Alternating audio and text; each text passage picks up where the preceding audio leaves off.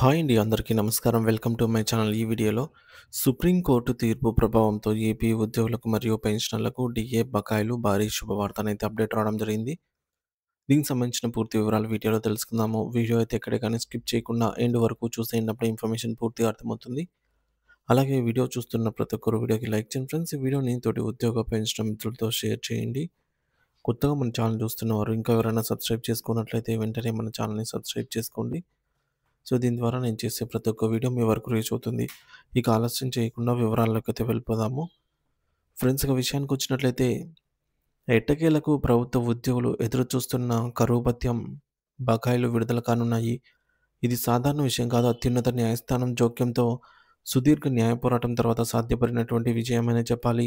మరి ఈ పరిణామం దాని పూర్వపరాలు మరియు భవిష్యత్తు ప్రభావాలపైన ఇప్పుడు మనం తెలుసుకుందాము. సో, డీఏ బకాయిల చెల్లింపులో జాప్యం చేస్తున్నటువంటి రాష్ట్ర ప్రభుత్వంపై సుప్రీంకోర్టు తీవ్ర అసహనం వ్యక్తం చేసినట్లుగా తెలుస్తోంది.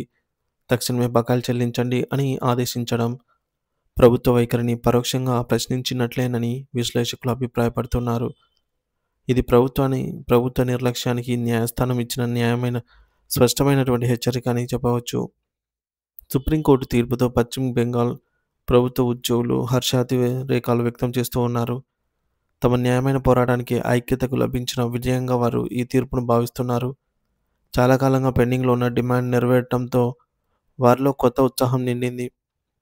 ఈ ప్రభావంతో బీహార్లోని 11 లక్షల మందికి పైగా ఉద్యోగులు మరియు పెన్షనర్లకు డీఏ మరియు డీఆర్ పెంపు అనేది వర్తింపజేయబడింది. అదనపు ప్రధాన కార్యదర్శి ఎస్ సిద్ధార్థ్ ప్రకటించిన ప్రకారం 7వ వేతన సంఘం సిఫార్సుల మేరకు ఉద్యోగులు మరియు పెన్షనర్లకు ఇప్పుడు 2% డీఏ, డీఆర్ పెరుగుదలనైతే పొందుతూ ఉన్నారు. దీంతో వారికి మొత్తం 55% డీఏ అందనుంది. ముఖ్యమంత్రి నితీష్ కుమార్ అధ్యక్షతన జరిగిన మంత్రివర్గ సమావేశంలో ఈ కీలక నిర్ణయం తీసుకున్నారు. ఉద్యోగుల వాదనను పరిగణలోకి తీసుకున్న కలకత్తా హైకోర్టు వారికి అనుకూలంగా తీర్పు ఇచ్చింది. కేంద్ర ప్రభుత్వ ఉద్యోగులకు ఇస్తున్న మాదిరిగా రాష్ట్ర ప్రభుత్వ ఉద్యోగులకు కూడా డీఏలు చెల్లించాలని, ఆ బకాయిలు విడుదల చేయాలని స్పష్టమైన ఆదేశాలు జారీ చేసింది. ఇది రాష్ట్ర ఉద్యోగుల హక్కులకు లభించిన తొలి విజయంగా భావించవచ్చు. హైకోర్టు తీర్పును సవాల్ చేస్తూ రాష్ట్ర ప్రభుత్వం సుప్రీంకోర్టును ఆశ్రయించినప్పటికీ అక్కడ కూడా చుక్కెదురైంది. హైకోర్టు తీర్పును సమర్థిస్తూ బకాయిలు నిర్దిష్ట కాల పరిమితితో చెల్లించాలని సుప్రీంకోర్టు ఆదేశించింది. దీంతో ఇక విధి లేని పరిస్థితుల్లో ప్రభుత్వం డీఏ బకాయిలు చెల్లించాల్సిన పరిస్థితి ఏర్పడింది. ఈ తీర్పును భారతీయ జనతా పార్టీ బీజేపీ స్వాగతిస్తూ తృణమూల్ కాంగ్రెస్ టీఎంసీ ప్రభుత్వంపై తీవ్ర ఆగ్రహం వ్యక్తం చేసింది. ఇది ప్రభుత్వంపై ఉద్యోగులు సాధించిన అతిపెద్ద విజయమని పేర్కొనవచ్చు. బీజేపీ అధికార ప్రతినిధులు కూడా ఈ మేరకు తెలియజేశారన్నమాట. న్యాయం జరిగింది.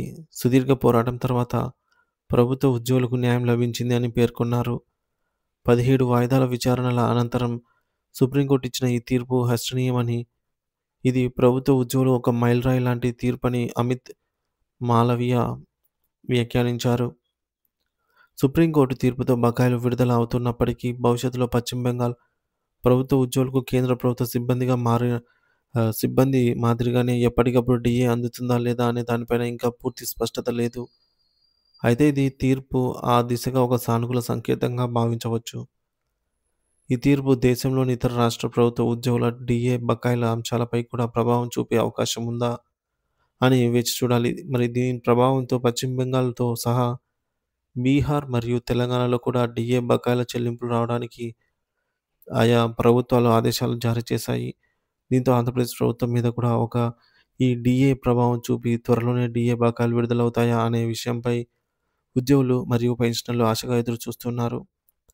సో, మొత్తానికి పశ్చిమ బెంగాల్ ప్రభుత్వ ఉద్యోగుల డీఏ బకాయిల విడుదలకు సుప్రీంకోర్టు ఇచ్చిన ఆదేశాలు న్యాయ వ్యవస్థపై ప్రజలకు, ముఖ్యంగా ఉద్యోగులకు నమ్మకాన్ని పెంచేవిగా ఉన్నాయి. ఉద్యోగుల ఐక్యత, నిరంతర పోరాటం ఫలితంగానే ఈ విజయం సాధ్యపడిందనే చెప్పవచ్చు. ఈ పరిణామం ఉద్యోగుల హక్కుల పరిరక్షణలో ఒక ముఖ్యమైన ఘట్టంగా నిలిచిపోతుంది. ప్రభుత్వం ఈ తీర్పును గౌరవించి నిర్దేశిత గడువులోగా బకాయిలను చెల్లించి ఉద్యోగులకు న్యాయం చేస్తుందనైతే ఆశిద్దాము. అదేవిధంగా ఈ తీర్పు ప్రభావంతో అయినా ఏపీతో సహా మిగతా రాష్ట్రాలు కూడా డీఏ బకాయిలు విడుదల చేయాలని ఉద్యోగులు మరియు పెన్షనర్లు బలంగా భావిస్తూ ఉన్నారు.